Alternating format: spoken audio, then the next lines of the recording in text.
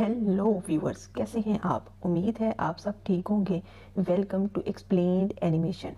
Dragon ball Daima की first episode में हमने देखा था गोमा और डीसू नेवा की हेल्प से ड्रैगन बॉल्स को कलेक्ट करते हैं और उससे विश करते हैं कि सब फाइटर्स को चाइल्डहुड में ट्रांसफॉर्म कर दिया जाए, और शिनरोन ऐसा कर देते हैं। अब देखते हैं इससे आगे। चलें शुरू करते हैं। ड्रैगन बॉल डायमा के दूसरे एपिसोड में हमें दिखाया जाता है कि शिनरोन गोमा की एक विश पूरी करके वापस जाने लगता है, तो गोमा उसे रोकते हुए कहता है कि तुमने तो हमारी 3 विशेस पूरी करनी थी। इस पर शिनरोन कहता है ये बोनस ऑफर्स हैं और ये सिर्फ रेगुलर्स को ही मिलती हैं, तुम जैसे अननोन को सिर्फ एक ही विश मिलेगी। ये कहकर वो वहाँ से चला जाता है। इस बात पर गोमा को बहुत गुस्सा आता है क्योंकि उसे तो थर्ड इवल आई भी चाहिए थी, क्योंकि बगैर थर्ड इवल आई के वो तो गोकू और उसके दोस्तों को हरा ही नहीं सकता था। इसके बाद सीन शिफ्ट होता है गोकू और उसके फ्रेंड्स पर। इसमें हमें दिखाया जाता है कि गोकू और वेजिटा ऊपर से नीचे गिर रहे होते हैं। जब वो नीचे गिरते हैं तो क्रिलिन उनको देखकर हैरान हो जाता है और कहता है कि तुम लोग छोटे हो गए हो। इस पर गोकू कहता है तुम किस बारे में बात कर रहे हो। फिर गोकू की नज़र वेजिटा पर पड़ती है और दोनों एक दूसरे को हैरानगी से देखते हैं कि ये कैसे हो सकता है। फिर उनकी नज़र सब पर पड़ती है तो सब फाइटर्स छोटे हो गए होते हैं। ये सब देखकर गोकू चिल्लाता है और कहता है ऐसा नहीं हो सकता, ये कैसे हो सकता है। इसके बाद सीन दोबारा गोमा पर शिफ्ट होता है, जो गुस्से में कह रहा होता है अगर मुझे पता होता तो मैं सिर्फ थर्ड इवल आई ही विश कर लेता। और नेवा से कहता है कि क्या तुम डीमन रियल्म की ड्रैगन बॉल्स को वैसे नहीं बुला सकते जैसे तुमने पहले बुलाया था। इस पर नेवा कहता है नहीं, उसके लिए तुम्हें तामाकामी को हराना पड़ेगा। इस पर गोमा कहता है कि तुम रिचुअल्स के जरिए दोबारा कलेक्ट करने की कोशिश करो तो, लेकिन नेवा कहता है कि मुझ में इतनी ताकत नहीं है अब। इस पर गोमा को बहुत गुस्सा आता है। डीसू उसे कहता है कि अब वो इतने छोटे हो गए हैं कि मुझे नहीं लगता वो हमें कोई नुकसान पहुंचा सकते हैं, क्योंकि गोमा का प्लान फेल हो गया था। इसलिए उसके इवल दिमाग में एक आइडिया आता है और वो कहता है कि डेंडे को होस्टेज बना लो ताकि हम इसको बाद में यूज कर सकें, क्योंकि उसे पता था गोकू और उसके फ्रेंड्स डेंडे को बचाने जरूर आएंगे। मिस्टर पोपू उसे बचाने की कोशिश करते हैं लेकिन कामयाब नहीं होते और वो उसे किडनैप करके वहां से चले जाते हैं। इसके बाद सीन दोबारा शिफ्ट होता है गोकू और उसके फ्रेंड्स पर, जो अभी तक इसी बात पर हैरान होते हैं कि वो छोटे कैसे हो गए। बस गोटेन और ट्रंक्स हैरान नहीं होते बल्कि वो तो मजे में होते हैं। तब वजीता सबको देखकर कहता है सब बच्चे बन चुके हैं, पर एक दूसरा बच्चा आके कहता है आप गलत कह रहे हैं, क्योंकि स्टाफ के सभी मेंबर्स अभी भी सेम एज के हैं और सिर्फ जी फाइटर्स ही बच्चे बने हैं। इस पर वेजिटा बहुत हैरानगी से कहता है कि ये बच्चा है कौन और इसे पार्टी में बुलाया किसने। तब हमें पता चलता है कि ये बच्चा द चैंपियन मिस्टर सैटर्न है। इसके बाद हमें दिखाया जाता है कि बल्मा बहुत ज़्यादा खुश होती है क्योंकि वो कुछ ज़्यादा ही यंग हो चुकी थी और यही हाल चीची का था। इसके बाद क्रिलिन कहता है सब बच्चे तो बन चुके हैं पर वो अंदर से वैसे ही हैं, क्योंकि उन्हें सब कुछ अच्छी तरीके से याद है और उनका दिमाग वैसे ही काम कर रहा है जैसे बड़े लोगों का करता है। और वो कहता है इतने बड़े होने की मेहनत हमने इसीलिए की थी कि हम वापस बच्चे बन जाएं। तब बल्मा उसका मजाक बनाते हुए कहती है तुम तो बोलो ही ना, तुम हमेशा से वैसे ही थे।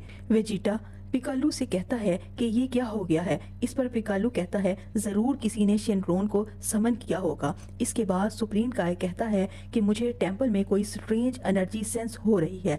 इस पर गोकू वहां फ्लाई कर जाने की कोशिश करता है लेकिन वो गिर जाता है। इस पर मास्टर रोशी गोकू को कहते हैं कि क्योंकि तुम छोटे हो गए हो इसलिए तुम बैलेंस नहीं कर पा रहे। फिर सुप्रीम काय कहते हैं कि किबितू हमें टेंपल ले जाएगा। इसके बाद सीन शिफ्ट होता है टेंपल की तरफ। गोकू, सुप्रीम काय, किबिटो और पिकालू टेंपल में टेलीपोर्ट होते हैं।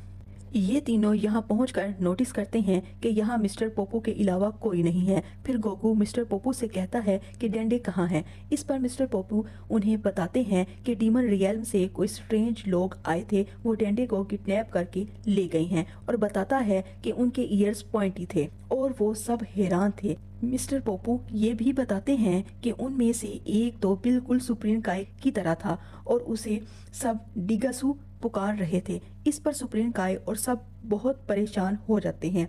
सुप्रीम काय कुछ ज्यादा ही हैरान थे। ये देखकर गोकू कहता है, क्या आप डिगासू को जानते हैं? इस पर किबितो कहता है कि डिगासू सुप्रीम काय का छोटा भाई है। इस पर गोकू हैरानगी से पूछता है कि आपके वाकई कोई भाई है? इस पर सुप्रीम काय कहता है, हाँ, मेरा एक भाई है। इसके बाद मिस्टर पप्पू ये भी बताते हैं कि उनके साथ एक ओल्ड नामिक नेवा भी था।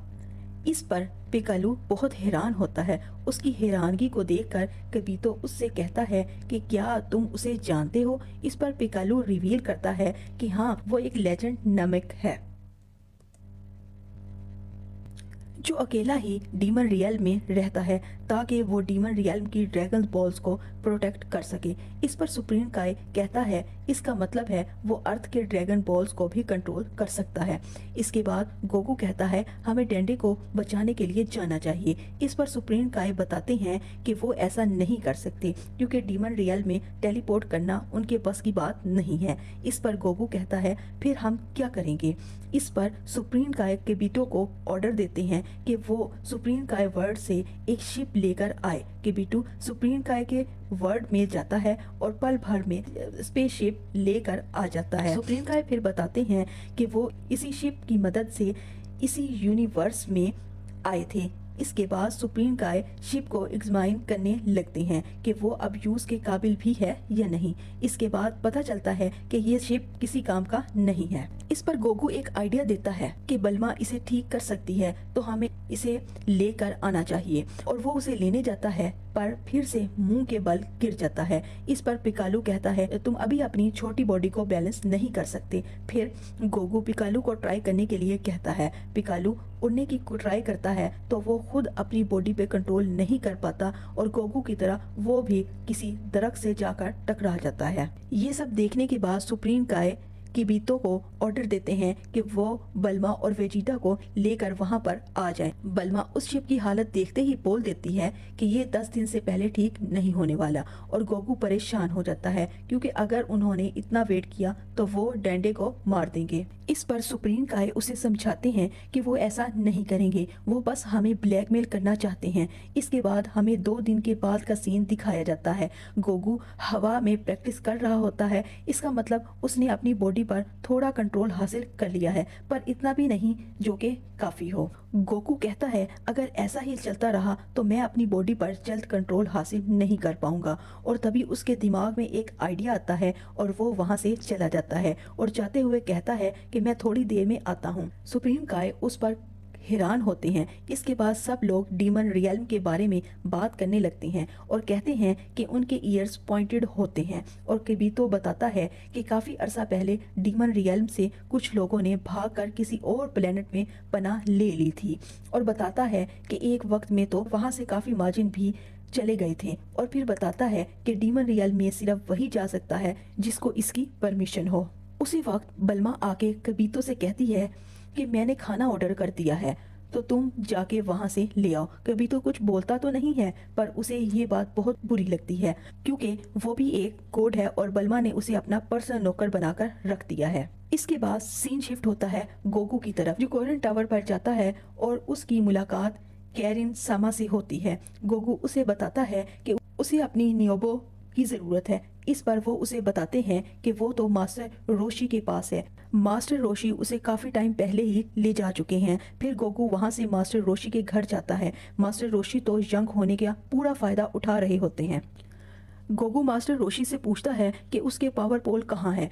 इस पर मास्टर रोशी को याद नहीं आ रहा होता। एक्चुअली मास्टर रोशी उसे कपड़े सुखाने के लिए यूज कर रहे होते हैं। फिर बाद में हमें दिखाया जाता है कि गोकू लॉकआउट वापस जा चुका है और वो अपनी पावर पोल की स्किल्स फ्लेक्स कर रहा होता है। ये देखकर बल्मा की बचपन की यादें ताज़ा हो जाती हैं। उन दोनों को याद आता है कि किस तरह गोकू उसके बचपन में उसे यूज करता था। उसके बाद सब बैठ के खाना खाने लगते हैं। खाने के दौरान गोकू पिकालू से पूछता है, क्या तुम हमें डीमन रियल्म के बारे में कुछ बताओगे? इस पर पिकालू कहता है कि वो डीमन रियल्म में पैदा नहीं हुआ, इसलिए उसे वहाँ के बारे में ज्यादा कुछ नहीं पता। बस उसे वही पता है जो स्टोरीज उसने सुनी है। और फिर बताता है कि कहा जाता है नमाकियंस डीमन रियल्स में बहुत खुशी से रहते थे। इस पर बल्मा पूछती है अगर ऐसा था तो वो वहाँ से क्यों आए। फिर पिकालू कहता है कि क्योंकि नमाकियंस को ये पसंद नहीं कि उन पर कोई रूल करे, इसलिए वो वहाँ से वापस आ गए। तभी एक स्पेसशिप से कोई शख्स अचानक वहाँ आता है और सबको लगता है कि ये उनका कोई दुश्मन है और ये डीमन रियल्म से आया है। इसके बाद स्पेसशिप से एक बंदा निकलता है जो अपना नेम ग्लोरियो बताता है, जिसको हमें पिछले एपिसोड में भी दिखाया गया था। वो गोकू से रिक्वेस्ट करता है वो उसके साथ चले और गोमा को हरा दे। ये सुन के सब हैरान थे कि आखिर ये अपने ही किंग को क्यों मरवाना चाहता है। इस पर गोकू कहता है ये किंग गोमा कौन है। इस पर ग्लोरियो कहता है कि वो एक ईवल माजिन है और कहता है कि डीमन किंग डाबुरा के मरने के बाद गोमा किंग बन चुका है, शायद ये भी डाबुरा का वफादार होगा। इस पर सुप्रीम काय बताते हैं कि अगर वो गोमा है तो उसे बिल्कुल भी अंडर एस्टिमेट मत करना। इस पर सुप्रीम काय कहता है कि वो ना सिर्फ बहुत पावरफुल है बल्कि वो बहुत ज्यादा चालाक भी है। इसके बाद गोकू कहता है कि चलो फिर डेंडे को बचाने चलते हैं, लेकिन सुप्रीम काय को उस पर थोड़ा शक होता है कि आखिर ये गोकू को जानता कैसे है और वो इस बात का ग्लोरियो से पूछता है कि तुम गोकू को कैसे जानते हो। इस पर ग्लोरियो कहता है कि मैंने थर्ड डीमन किंग से इसके बारे में सुना था, उसने मैजिक मॉनिटर के थ्रू आप लोगों की माजिन बू के साथ बैटल को देखा था। इस पर सुप्रीम काय कहता है इसका मतलब है कि तुम थर्ड डीमन किंग को सर्व करते हो। इस पर ग्लोरियो कहता है कि नहीं, ऐसी बात नहीं है, बल्कि मुझे ये काम सीक्रेटली करने की रिक्वेस्ट की गई थी। इस पर सुप्रीम काय कहता है अच्छा अगर ऐसा है तो मैं भी चलूंगा, मुझे लगता है कि मेरा भाई भी इन सब में इन्वॉल्व है और मुझे डीमन रियल्म के बारे में थोड़ा बहुत नॉलेज भी है। तभी बल्मा भी वहां पर आ जाती है और रेफरेंस के लिए उसकी स्पेसशिप की जांच करने लगती है ताकि वो सुप्रीम काय की शिप को जल्द ठीक कर सके। दूसरी तरफ सुप्रीम काय को अभी भी ग्लोरियो पर शक होता है और वो गोकू से कहते हैं कि इस पर मुकम्मल एतमाद नहीं किया जा सकता क्योंकि हम चाइल्डहुड में ट्रांसफर हो गए हैं और वो इस बात पर जरा सरप्राइज नहीं हुआ है। इस पर गोकू कहता है कि हो सकता है इसने ये बात अपने किंग से सुनी हो। इसके बाद जब वो जाने लगते हैं तो वेजिटा बच्चों की तरह जिद करने लगता है कि वो भी साथ चलेगा, पर ग्लोरियो साफ मना कर देता है क्योंकि शिप में सिर्फ 3 लोग ही बैठ सकते हैं। इस पर सुप्रीम काय वेजिटा को समझाते हैं कि जब बल्मा शिप ठीक कर लेगी तब तुम उसमें आ जाना। वेजिटा को ये बात पसंद तो नहीं आती पर वो और कर भी क्या सकता था। इसके बाद वो सब वेजिटा को छोड़कर वहां से डीमन रियल्म की तरफ निकल पड़ते हैं और ये एपिसोड यहीं पर ही ख़त्म हो जाती है। नेक्स्ट एपिसोड को देखने के लिए हमारे चैनल को देखते रहिए और हमारे चैनल को लाइक, सब्सक्राइब और शेयर ज़रूर करें। और इसके अलावा हमें कमेंट में भी बताइए कि आपको ये एपिसोड कैसा लगा। Okay, bye bye.